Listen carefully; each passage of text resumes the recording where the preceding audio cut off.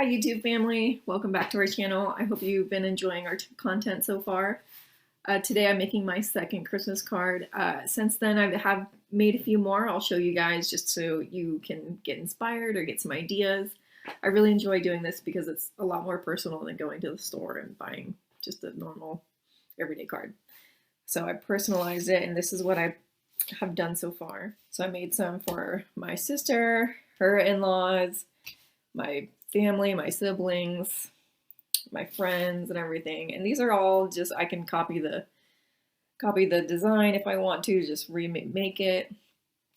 This one I kind of like. I want to redo it, but it's just super simple with, hot glue gun and, like a hole punch, craft paper, anything you have laying around. I feel like you can make into a Christmas card. If you guys want to see how I make the other ones, subscribe or ask. I'm happy to show you and walk you through it.